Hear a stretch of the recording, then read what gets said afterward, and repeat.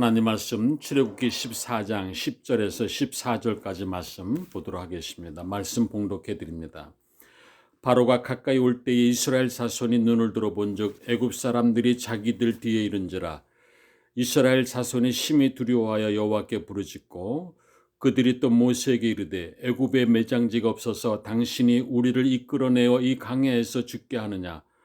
어찌하여 당신이 우리를 애굽에서 이끌어내어 우리에게 이같이 하느냐. 우리가 애굽에서 당신에게 이른 말이 이것이 아니냐.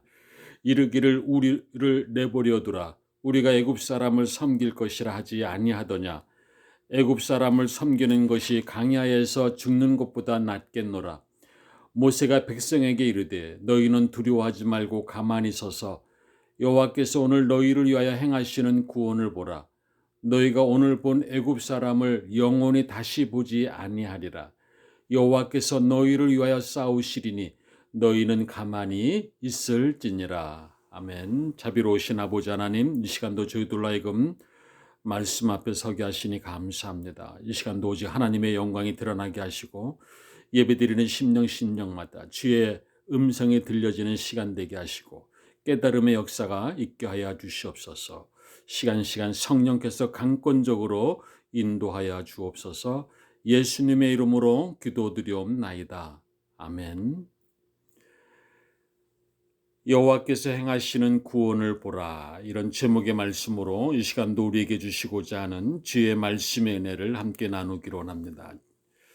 자, 지금 오늘 우리가 처한 이 세계적인 상황이나 또 우리나라의 여러 가지 상황들을 볼 때에 참으로 예측하기 어려운 일들이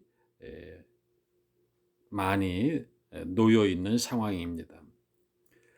세계적인 정세나 국내 정세나 또 우리의 힘만으로는 어찌할 수 없는 일들이 생길 수 있는 그런 상황이라고 볼 수도 있습니다. 자, 오늘 본문 말씀을 보면 이 출애굽한 이스라엘 백성들의 상황이 오늘 이 시대의 상황과 크게 다르지 않습니다. 이스라엘 백성들이 애굽에서 해방되어 애굽에서 벗어나 그 감격의 기쁨이라는 것 참으로 말로 표현하기가 어려운 것입니다. 자, 우리나라는 36년 동안 일제 식민지에서 벗어나 맞이한 해방의 기쁨이라는 것은 이루 말할 수가 없었을 것입니다. 자, 그런데 이스라엘 백성들은 자그만치 430년 동안 애굽에 매였던 노예의 사슬에서 벗어나 그들은 이제 자유의 새로운 세상으로 나아가게 되었으니 그 기쁨과 감격은 이루 말할 수 없었을 것입니다.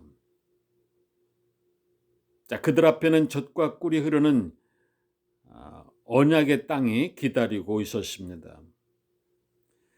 자, 그런데 그들이 애굽 땅을 벗어나자마자 상상도 못한 홍해가 버티고 있는 것입니다.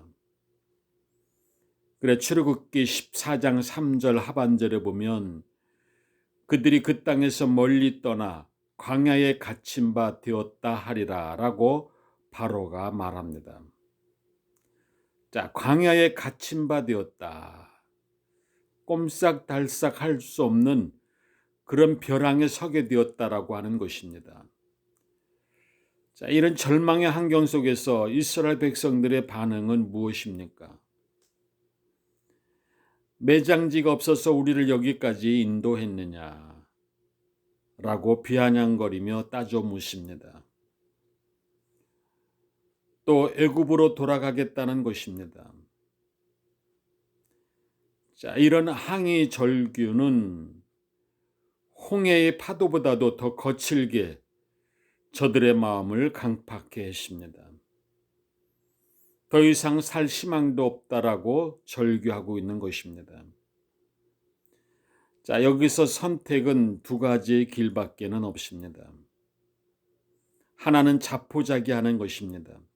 더는 희망이 없다고. 하나님이 여기까지 인도하셨지만은 더는 하나님도 어찌할 수 없을 것이라고. 지레 겁먹고 스스로 모든 것을 포기하려고 하는 것입니다. 자, 그리고 또 한 가지의 선택은 어찌 하나님이 우리를 여기까지 인도하셨는데 여기서 우리를 가만히 보고만 계시겠는가? 하나님이 어떻게 다시금 역사하실지 우리가 보리라. 자, 이런 믿음으로 선택하는 길입니다. 자, 오늘 여러분들이 이와 비슷한 상황에 놓여 있다라고 한다면 여러분들은 어떤 것을 선택하시겠습니까? 스스로 더는 어찌할 수 없겠다라고 포기하겠습니까?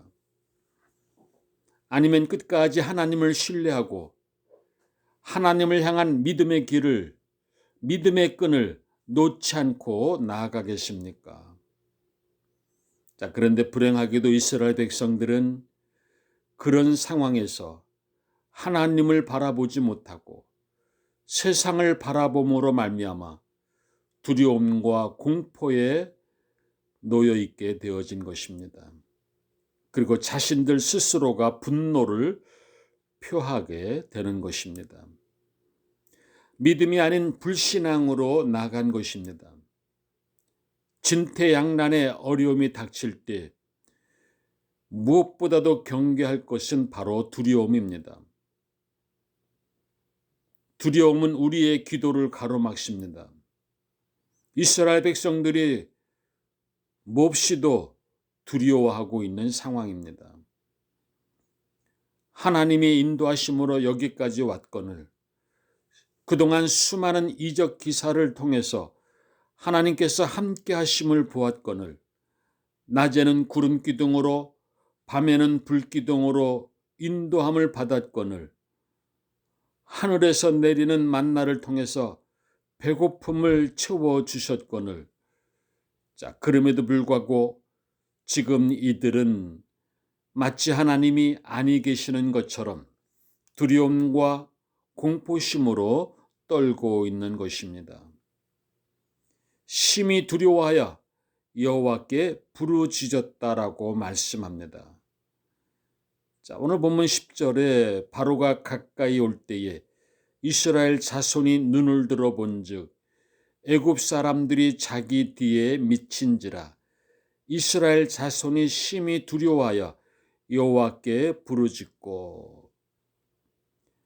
여러분, 여기서의 부르짖음은 믿음과 신앙의 차원에서의 부르짖음이 아닙니다.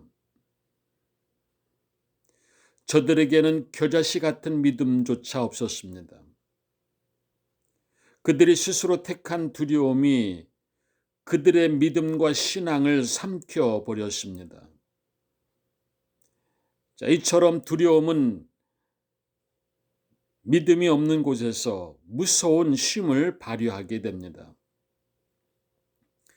자, 보십시오. 매장지가 없어서 우리를 여기까지 인도했느냐. 이 얼마나 답답한 소리입니까? 그런 비아냥을 거릴 만큼, 그런 말을 할 만큼 어리석은 모습들을 볼 수가 있습니다. 자, 매장지가 없어서 참으로 불평과 원망의 칼이란 무서운 것입니다. 그 칼로 자신도 찌르고 남도 찌르고 나중에는 그 칼이 하나님에게까지 겨누게 되는 것입니다. 여러분, 이것을 알아야 됩니다. 자, 이쯤 되면 이미 사단의 노예가 된 것입니다. 이스라엘 백성들이 두려움에 빠져들 때 하나님을 생각할 것은 포기하고 떠나온 애굽을 그리워하며 생각합니다. 하나님의 힘과 능력과 이적 기사보다는 추격하는 바로를 먼저 생각합니다. 여러분, 무엇을 먼저 생각하느냐에 따라서 그 방향은 180도 달라진다라고 하는 사실입니다. 죄 아무리 모태신앙이요 직분자라 할지라도 두려움과 무서움을 먼저 택하면 하나님도 더는 어찌할 수가 없는 것입니다. 자, 그래서 스스로 떨게 되는 것입니다. 그리고 눈에 보이는 것에 의지합니다. 사람을 의지합니다. 여러분, 우리는 두려움을 정복해야 됩니다. 전적으로 하나님만을 의지함으로, 하나님만을 신뢰함으로 어떤 경우에도 두려움과 무서움을 끊어내야 됩니다. 정복해야 됩니다. 사람을 의지하지 말고, 보이는 것에 마음 뺏기지 말고, 오직 능력의 하나님만을 바라볼 수 있어야 됩니다. 전지전능한 하나님만을 바라볼 수 있어야 됩니다. 잠언 29장 25절에 사람을 두려워하면 올무에 걸리게 되거니와 여호와를 의지하는 자는 안전하리라 라고 말씀합니다. 하나님은 오늘도 하나님을 찾는 자들을 찾아오셔서 하나님만을 의지하는 자의 방패가 되어 주신다는 것을 온전히 믿고 나아가는 저와 여러분의 삶이 되어줄 수 있기를 주의 이름으로 간절히 축원드립니다. 기도드리겠습니다. 은혜로우신 아버지 하나님, 우리가 하나님을 온전히 쫓아가지 아니하면, 말씀에 온전히 붙들림 바 되지 아니하면 우리가 세상적인 두려움과 또 공포의 노예가 될 수밖에 없는 것을 다시금 깨닫습니다. 오 아버지 하나님, 저희들에게 믿음에 믿음을 더하는 은혜와 복을 주셔서 이 세상의 어떠한 상황 속에 놓여 있다 할지라도 두려움과 공포를 이겨내고 말씀으로 승리해 나가는 저희들의 삶이 되도록 날마다 저희들의 삶의 자리에 오셔서 저희들의 모든 것을 주의 뜻 가운데 다스려 주시고 인도하여 주옵소서. 예수님의 이름으로 기도드리옵나이다. 아멘. 이제는 우리 주 예수 그리스도의 은혜와 하나님의 무한하신 사랑하심과 성령님의 감화 감동의 역사가 오늘도 주신 이 말씀을 듣고 깨달은 이 마음과 이 정성과 이 믿음을 가지고 이제 세상을 향해 나가는 하나님의 자녀들, 권석들 머리머리 위에, 우리 꼴만 나눔하는 교 위에, 모든 선교지 위에 이제로부터 영원토록 함께 하시기를 간절히 축원하옵나이다. 아멘.